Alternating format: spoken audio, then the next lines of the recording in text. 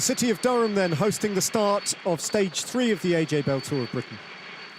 In the shadow of the famous cathedral, with Tom Pidcock wearing the points jersey on loan and Corbin Strong continuing in the red leaders jersey from the Israel Premier Tech team after his third-placed finish on stage 2 into Duns, extending his advantage in the lead of the general classification.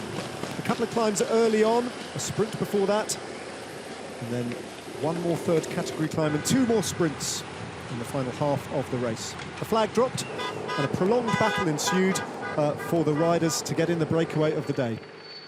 It was St Piran, more than almost any other team, who are animating things at the front of the race, as well as perennially attacking with Sun God team. But it did take 20 kilometres of continued attacking before the final breakaway of the day established itself. And it was a quartet of riders who got up the road, including 2 domestic riders in the shape of Ben Perry from With Sun God and Alex Richardson of St Piran. They were joined by Camille Bonneau of Sport Flandre and Baloise and by Matthias Paskens of the Bingo Paul Sources team. On to the first climb of the day then, with the breakaway deciding to go extremely slowly up the climb in order to force the peloton to match their lack of speed, and the time gap of around about 3 minutes holding firm. These 4 riders were very cleverly conserving energy in the first half of the race.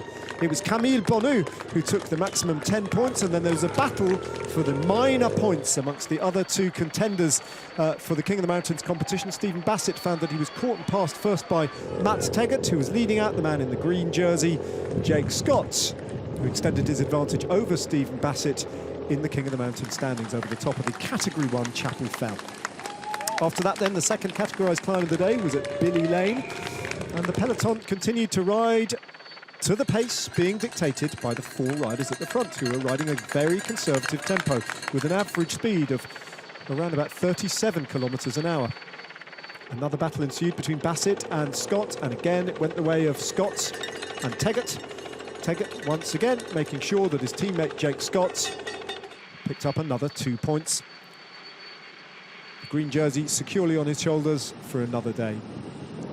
Down towards the second intermediate sprint of the day at Bishop Auckland, where Paskens picked up another 3 bonus seconds. Perry and Paskens now on 11 seconds in the general classification and close to taking the leader's jersey. There was a little battle from a youngster trying to match the speed of the riders in the breakaway, and doing a very good job of it too, much to the delight of Alex Richardson of St Piran, who was very much orchestrating the tactics in this breakaway group, constantly on the radio as they headed to the final sprint of Ferry Hill, and then the rain started to really pour.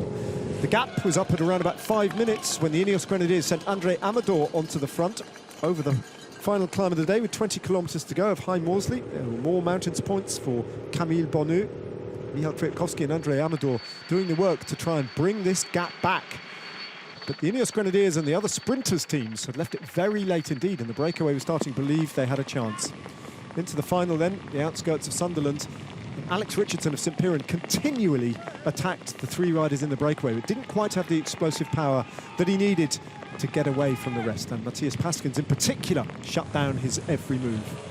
Going into the final kilometre of racing then, with Niels Pollitt trying to set things up for Jordi Meus, the Belgian sprinter, and still with a 20-second gap to close to the breakaway. Camille Bonneau attacked, got free, and Ben Perry of the With Sun God team had to sprint to try and get on the wheel of the young Belgian from Sport Flandre and Baloise. With a couple of 100 metres to go then, Bonneau changing down a gear, and one last sprint, knew that he had got the race won.